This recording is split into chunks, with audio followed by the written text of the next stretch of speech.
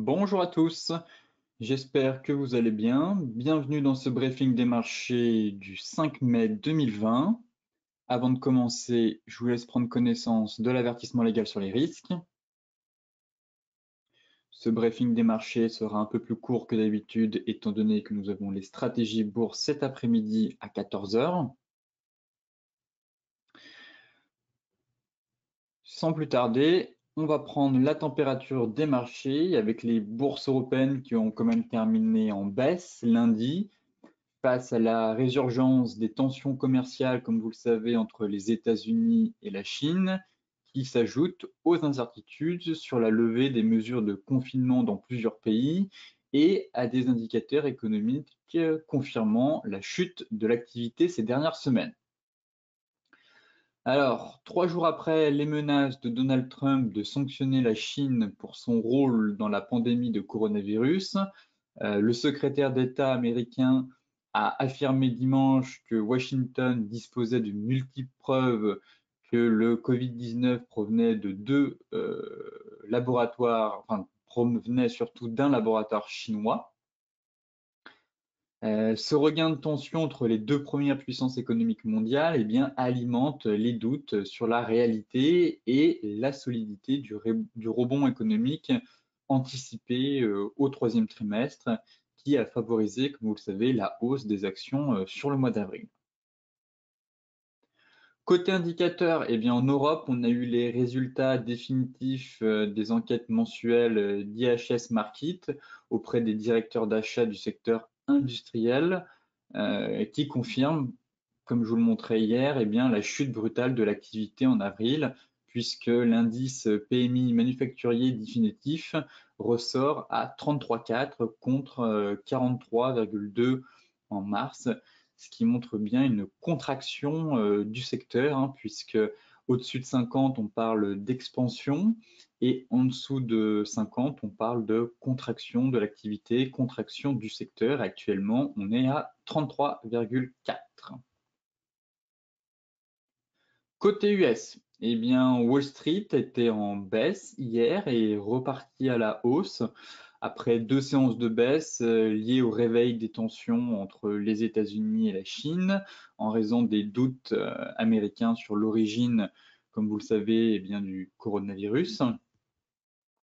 Bien sûr, on a quand même eu le secteur aérien qui, lui, reste fragilisé, puisque ce week-end, on a aussi eu les déclarations de l'investisseur milliardaire Warren Buffett. Et lors de l'assemblée générale de sa holding Berkshire Hathaway, eh bien, Monsieur Buffett a révélé avoir vendu en avril tous ses avoirs détenus dans les grandes compagnies aériennes américaines qui sont bien sûr frappées de plein fouet par le net ralentissement du transport. Sur le plan économique, eh bien, la situation reste extrêmement précaire, puisque nous avons quand même 30 millions d'Américains qui ont fait une demande d'allocation chômage depuis le début de la crise du Covid. Donc, ce n'est pas rien, va même propulser le chômage américain à des niveaux records, puisque certains prévoient un taux de chômage à 15%. Et le chiffre tant attendu sera bien sûr les chiffres de vendredi, les chiffres mensuels sur l'emploi aux États-Unis en avril, les premiers à prendre intégralement en compte l'impact du confinement. Donc c'est le chiffre attendu, ce sera le NFP du mois d'avril. Côté macro, eh bien, le Bitcoin reprend des couleurs, comme vous le savez. On s'approche d'un gros niveau et on a des spéculations autour du halving. C'est la récompense de bloc qui aura lieu la semaine prochaine. En fait, le Bitcoin vivra son troisième halving de son histoire. C'est un moment qui intervient environ tous les 4 ans et qui se matérialise en fait par la division de 50% de sa création monétaire. Donc jusqu'à présent, les mineurs se partageaient 12,5 à peu près nouveaux bitcoins créés toutes les 10 minutes, en récompense bien sûr de l'énergie mobilisée par leurs ordinateurs pour assurer la sécurité du réseau. Mais à partir du 12 mai, ce ne seront plus que 6,25 nouveaux bitcoins qui seront générés. Donc c'est ce qu'on appelle le halving. Et cet événement très attendu participe à la rareté progressive du bitcoin, alors que la demande en faveur de celui-ci augmente d'année en année avec sa démocratisation. Donc, la question qu'on se pose, c'est on achète enfin du moins, c'est de savoir si le halving va engendrer une nouvelle fois une hausse assez importante de la crypto-monnaie. Puisque ici, c'était le premier halving en 2012 et ça avait lancé un rallye énorme de 10 000% à l'époque. Et le deuxième halving ici en 2016, eh bien, ça avait aussi lancé un rallye de 2500% suite à ça.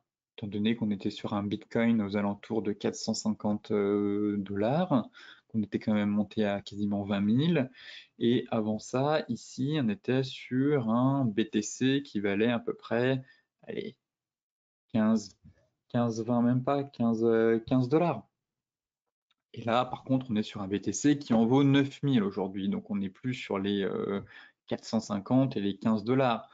Mais, par le passé, en tout cas, euh, ça avait augmenté le cours du BTC. Maintenant, reste à savoir si on achète la rumeur et on vend la nouvelle, et à se dire que peut-être que c'est déjà inclus dans les cours. Donc on verra ça à partir de la semaine prochaine. C'est l'événement qui est tant attendu, en tout cas sur la crypto-monnaie.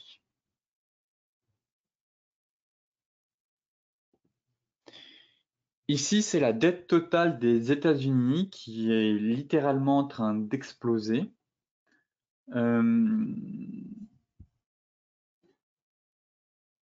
Puisque le Trésor américain prévoit d'emprunter en fait un montant record de 3 000 milliards de dollars d'avril à juin. Là, actuellement, la dette, elle est quand même à 23 000 milliards de dollars.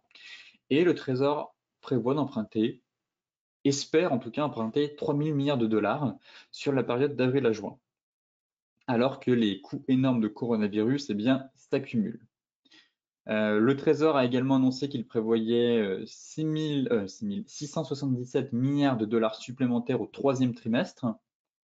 Et les emprunts au premier trimestre ont totalisé en tout 477 milliards de dollars. Et l'année dernière, le Trésor a émis 1280 milliards de dollars de nouvelles dettes. Donc en fait, on voit que depuis la crise de 2009, la pente s'est fortement intensifiée sur la dette américaine et on atteint des niveaux records de la dette. Maintenant, la question reste à savoir, c'est est-ce que la dette est un problème finalement?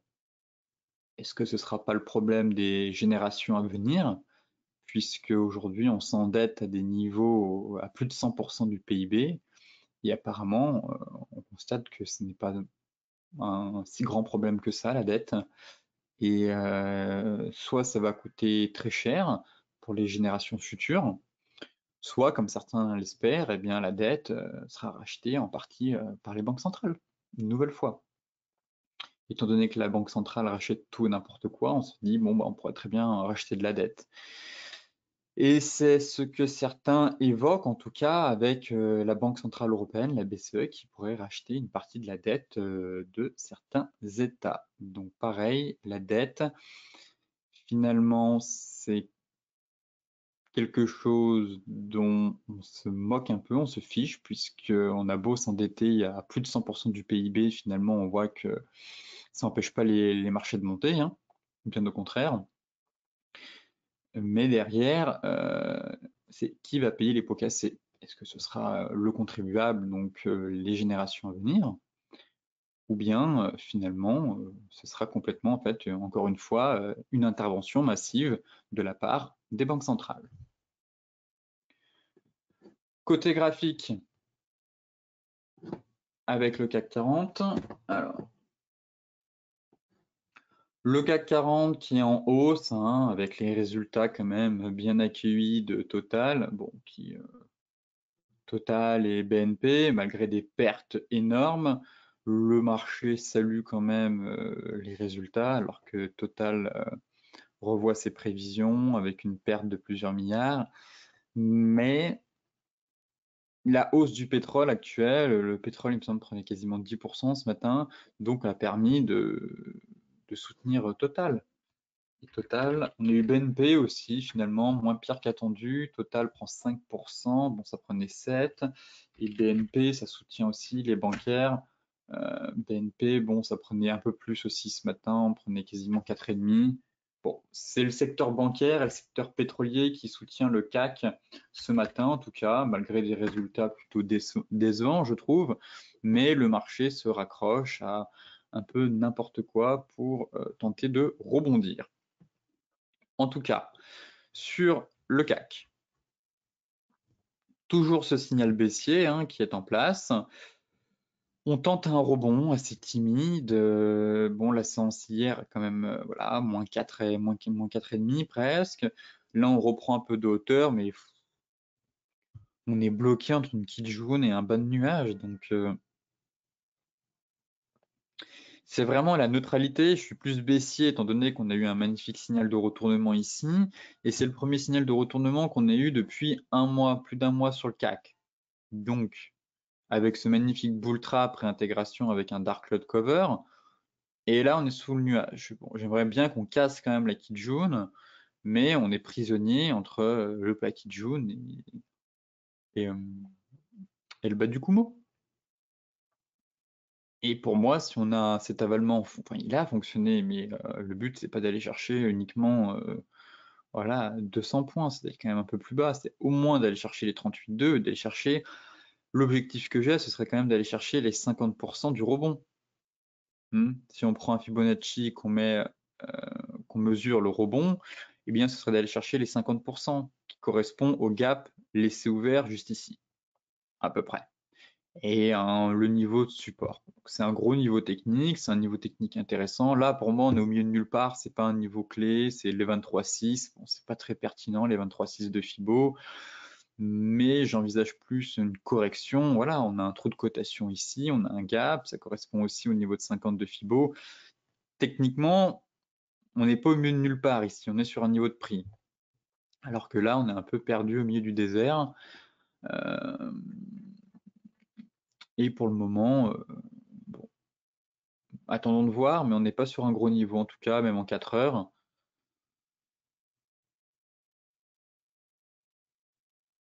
J'attends plutôt le marché sur les 50%, ou au moins les 38,2. Retour sur les 38,2, puis les 50%. Donc pareil, on essaiera de regarder ça tout à l'heure dans les stratégies bourse. Concernant le DAX, c'est le même constat.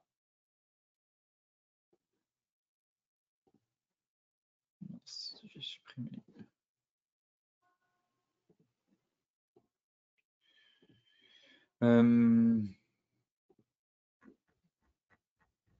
Pareil, hein, le constat est le même, hein, chandelier de retournement sur l'oblique qui servait de bisol, donc l'oblique basse, sur résistance.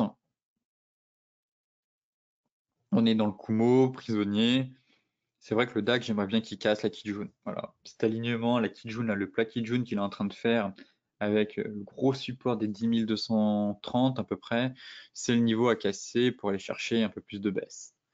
Effectivement. Mais pour le moment, bon, on a un rebond et les 50%.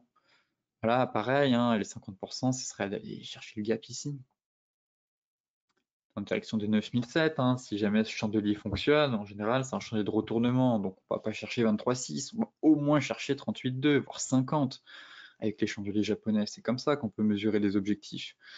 Et là, pour moi, il n'y a pas eu de correction en tout cas, donc il a pas dysfonctionné. Hein, le chandelier va dysfonctionner si les cours repassent au-dessus des 11 004. Oui, il est 11 004.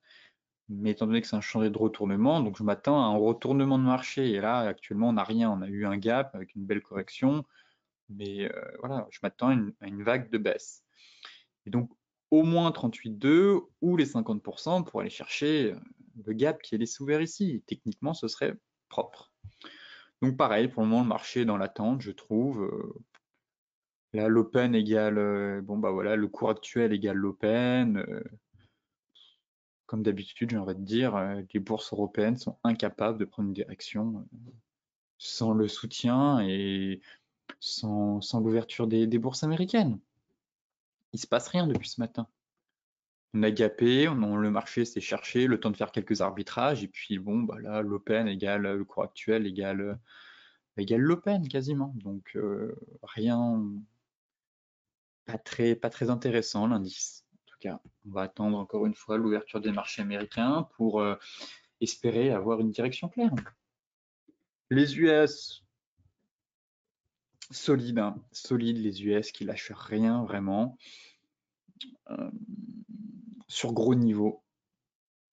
On est sur un gros niveau.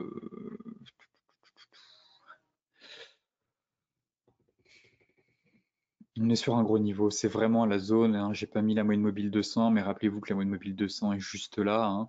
Je vais quand même la rajouter.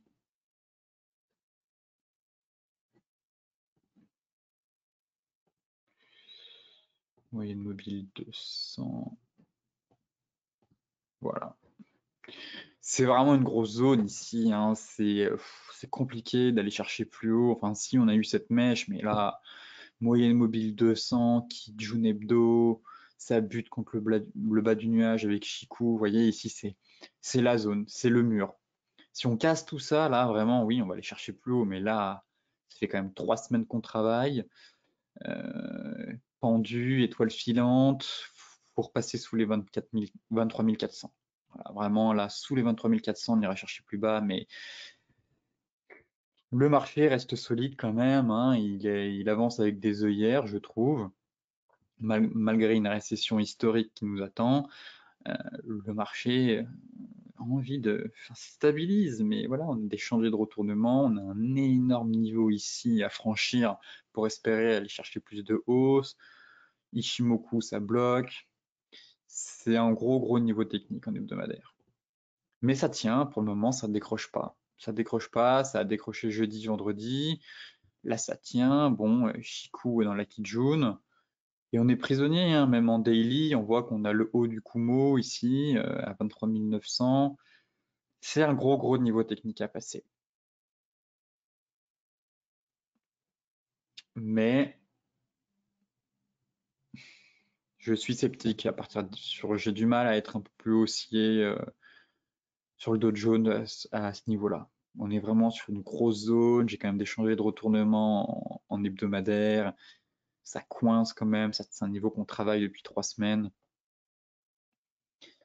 Mais il faut qu'on casse. Il faut qu'on casse des supports pour aller plus bas. Si on casse pas de support, pour le moment, c'est haussier. Hein, c'est des plus bas de plus en plus haut à court terme.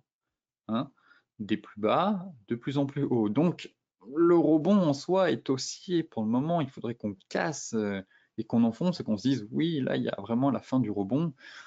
Mais à moyen terme, j'ai du mal à être haussier en hebdomadaire, étant donné qu'on voit clairement la zone qui fait obstacle. Mais à court terme, si on part du principe que le journalier, là, actuellement, c'est du court terme, eh bien, on a des plus bas de plus en plus haut. Donc la théorie de dos tient toujours. Il faudrait qu'on casse les plus bas d'ici pour espérer une correction pour venir combler les gaps.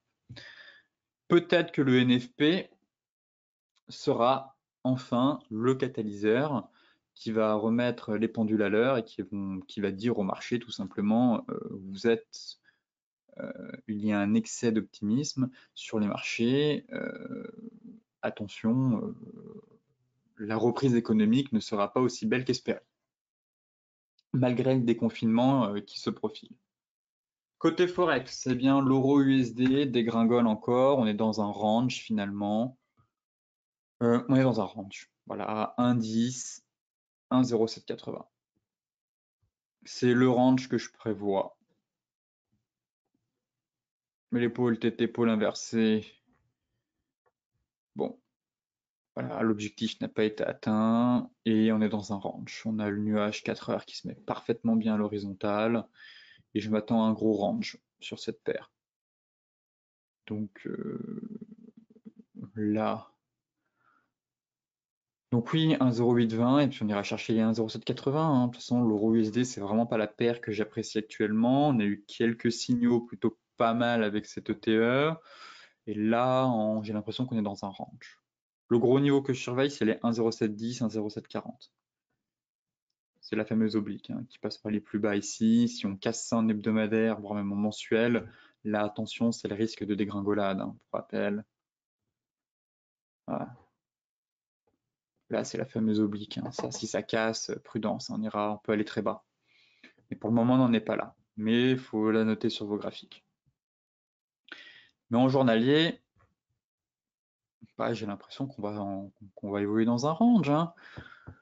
On est dans un yo-yo quand même, ça faut le remarquer, il faut le voir. C'est pour ça que j'aime pas cette paire actuellement, c'est que il y a des niveaux que j'ai supprimés techniques parce que ils n'étaient pas du tout pertinents. Toutefois, le niveau des indices, hein, on voit que ça travaille bien les indices. Donc lui, il est pertinent et ça pourrait faire un range. Donc pareil, se positionner à la vente sur les indices ou à l'achat sur les 1,0780. Et en plus, on aurait notre oblique, hein, rappelez-vous, donc la fameuse oblique de très long terme, qui serait en soutien juste en dessous. Donc pareil, avoir une mèche sur excès ici. L'euro GBP, très piégeux, l'euro GBP, hein, malgré l'avalement ici. On est dans un milieu de range, de milieu de range.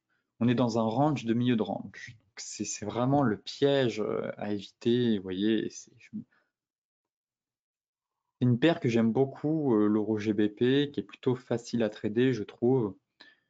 Mais là, elle est hyper piégeuse actuellement, étant donné qu'on est dans un milieu de range hebdomadaire et on évolue dans un range court terme dans ce milieu de range. Donc, autant vous dire que c'est la bataille des acheteurs et des vendeurs. Signal de vente, pas du tout, ça repart à la hausse. Tiens, signal d'achat, pas du tout, ça repart à la baisse. Hier, on avait l'avalement, là, ça repart à la baisse. Faut rester à l'écart de tout ça. C'est piégeux, on pense être bon dans un sens, on se fait stopper, on reprend le train dans l'autre sens, on se fait stopper. Et puis voilà, on crame des cartouches, on brûle des cartouches et au lieu d'être patient et d'attendre certaines zones. Mais j'aime pas du tout la config. Enfin, on est dans un range, hein, comme évoqué. Voilà. Mais bon, fausse cassure par le bas, ça réintègre, on n'a pas totalement la force d'aller en haut. Faut laisser passer l'orage sur cette paire en fait. C'est pas vraiment de l'orage, mais attendre la fin de la bataille, tout simplement. Tout simplement. Parce que là, ça deviendra intéressant au-dessus des 0,885 ou si on casse les anciens plus bas ici. Mais là, vous voyez, on n'a même pas des rotations complètes, on a des fausses cassures. Le range est vraiment pas beau, mais on est sur un milieu de range hebdomadaire. Donc en fait, c'est une énorme bataille. Et cette énorme bataille à court terme se fait dans un range de court terme. On passe d'un range hebdomadaire à un range 4 heures. Donc c'est piégeux, c'est un côté du bull trap, un côté du bear trap. Je reste à l'écart. J'observe ce range pour le moment, je l'analyse, étant donné que beaucoup d'entre vous s'intéressent à cette paire, mais c'est pas là où il se passe de l'action. Clairement, il y a d'autres paires qui sont bien plus passionnantes que l'euro GBP. L'AUD USD.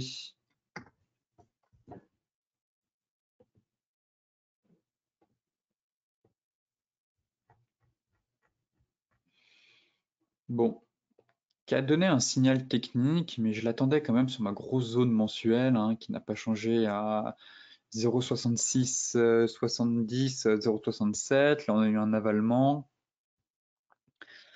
Mais pareil, hein, d'un point de vue de la théorie de dos, pour le moment, c'est juste un repli sur les anciens tops ici. Donc,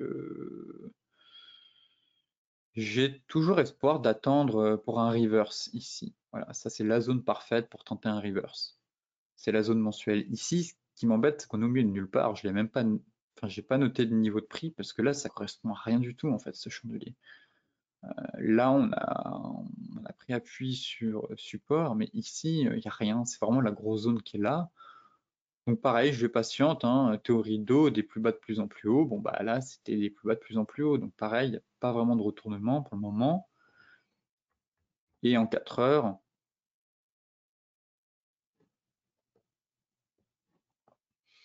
ouais, en 4 heures, on est en train de prendre appui ici. Pas vraiment de plan actuellement sur l'AUD, USD, si ce n'est d'attendre ma zone mensuelle ici. Mais c'est haussier en fait, c'est haussier, et puis on verra si là c'est vraiment la cassure. Peut-être qu'on va partir en ABC, hein, on avait fait la vague, c'était quoi? C'était 1, 2, 3, 4, 5, non, il me semble que c'est 1, 2, 3, 4, 5, d'un point de vue de Elliott, rappelez-vous, vague 1, 2, 3, 4, 5, et correction en ABC. Donc A, B, C. Voilà. Voilà comment ça fonctionne à peu près. Les personnes qui utilisent Elliott, pour ma part, je n'utilise pas. Je trouve pas ça très pertinent, mais parfois ça a son utilité. Il faut quand même. J'aime beaucoup les corrections en ABC ou les replis en ABC. Après une hausse, avoir une correction en ABC ou après une baisse, avoir un rebond en ABC. Ça fonctionne très bien. Mais là, je trouvais la vague assez belle. 1, 2, 3, 4, 5. Correction. A, B, C. Puis on est dans un petit canal, je pense. Et si ça casse, ce serait C. Vous voyez? Donc là, c'est pertinent. C'est pour ça que j'aime bien. Ce qui me dérange, c'est qu'on est au milieu de nulle part. On aurait fait la vague 5 ici. Là, ça aurait été très beau, très propre techniquement. Et là, on pouvait s'attendre vraiment à la correction en ABC. Là, on est au milieu de nulle part, mais en tout cas, ça en prend la forme, quoi. Décompte des 5 vagues et correction en ABC derrière. Donc, c'est exactement le cas. Il manque juste la vague C de correction. Donc, j'utilise pas trop Elliott, mais là, c'est intéressant de connaître le processus et de voir un peu le décompte en ABC qui reste quand même très pertinent. Les matières premières avec le gold. Pas grand-chose à dire, hein. J'essaye toujours de savoir si on est dans un triangle ou dans un range. J'ai l'impression qu'on est dans un triangle. J'ai l'impression qu'on est dans un triangle. En 4 heures, en tout cas, vous voyez qu'on n'a pas des belles rotations, mais c'est encore un peu tôt. Est-ce que je peux, si je coupe les mèches ici, ouais.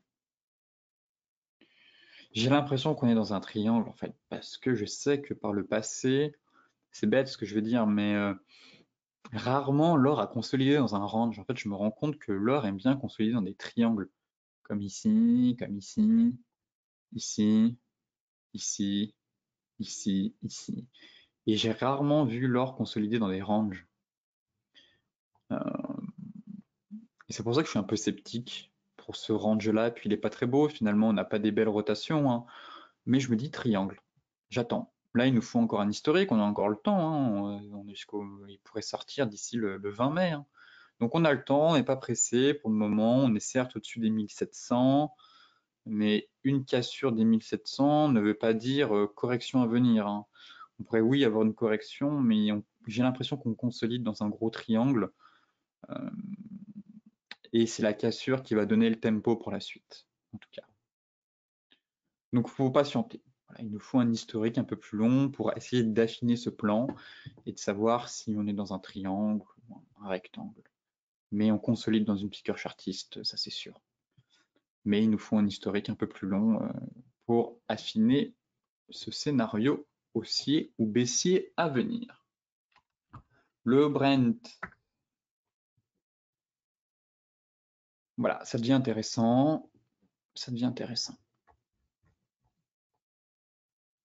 Ça rebondit bien, on casse le niveau des... Voilà, ça j'aime bien sur le Brent. C'est le niveau...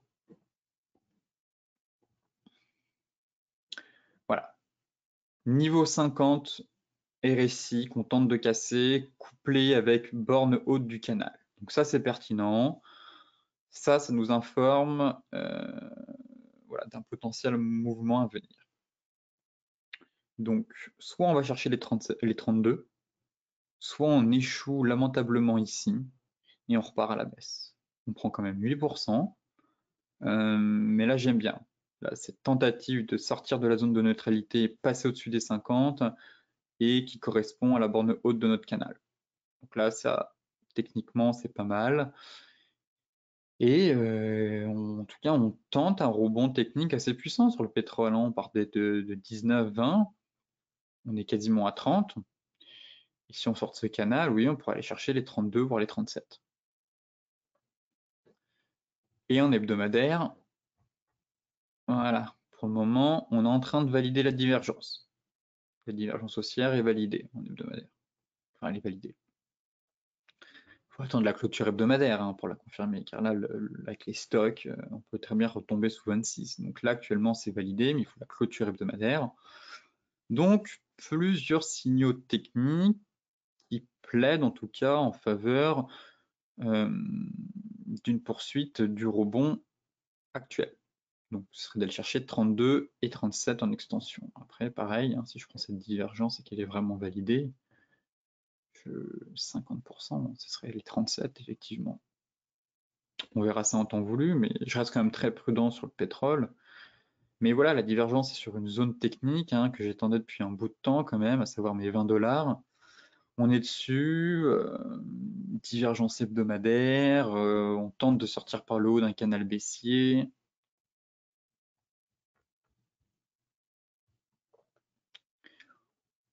Voilà, voilà. Vraiment cette droite ici. Et pareil, attendons l'ouverture US pour faire le point. On essaiera d'affiner ça dans les stratégies bourse, mais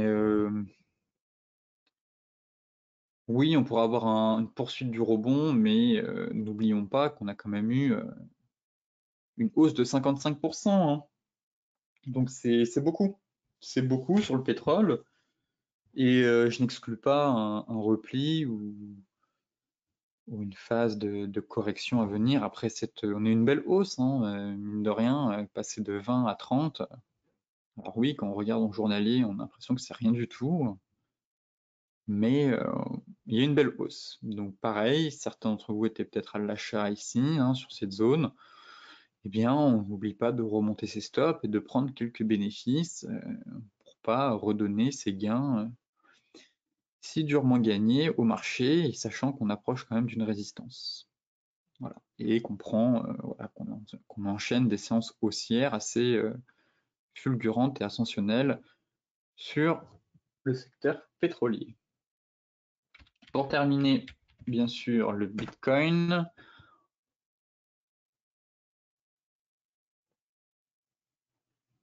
Eh bien, on travaille, voilà, c'est la zone de polarité que je surveille. Donc, est-ce que le halving, ça va permettre de déclencher, comme tant l'espère, une nouvelle hausse? Il faut savoir que cette hausse a été aussi alimentée, hein, par l'euphorie des marchés financiers, donc des marchés boursiers, du marché action, les injections massives de liquidités avec l'USDT, hein, qui permettent quand même de soutenir cette crypto.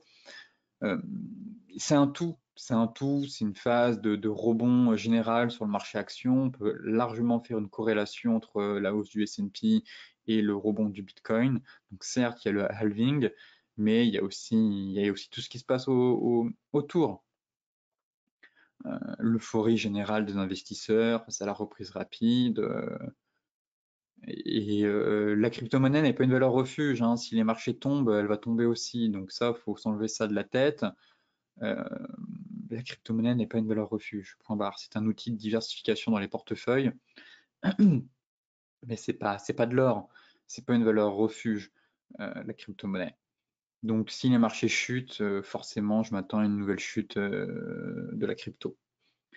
Mais oui, il y a d'autres facteurs, en tout cas, qui soutiennent cette hausse. Mais le niveau à passer, c'est les 9005, 9006. Et là, oui, on pourra parler de tendance haussière de moyen long terme. Pour le moment, on est sous cette oblique, et tant qu'on est sous cette oblique, bah, la dynamique reste baissière. En cas de cassure, effectivement, ça permettrait d'aller chercher 10 900 puis 12 000. Mais c'est le mur à passer. c'est le mur. Actuellement, on travaille. Il me semble qu'on avait quand même une sortie de triangle, je crois.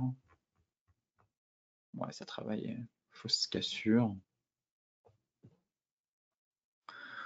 Voilà, un peu ce triangle. On a tenté de casser par le haut, mais pas très fan de ce triangle. Il est pas très beau, je trouve.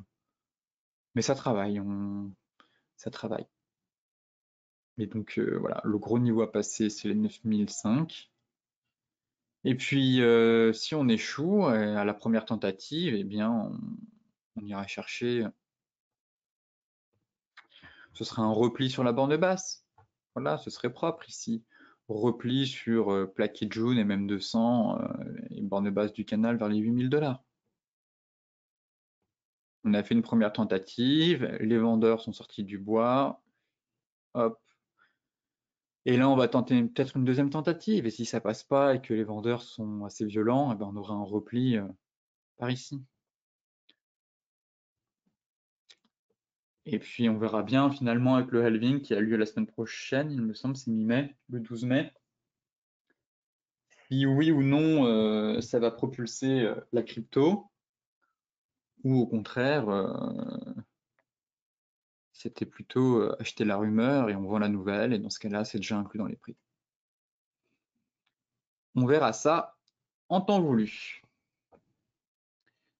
Ce briefing des marchés touche à sa fin. Comme d'habitude, pour celles et ceux qui souhaitent consulter l'article dans son intégralité, je vous mets le lien dans la description de la vidéo.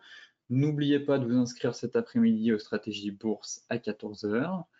Sinon, eh bien, je vous souhaite à toutes et à tous une excellente journée, de très bons trades, et on se retrouve aussi demain pour faire un nouveau point sur les marchés.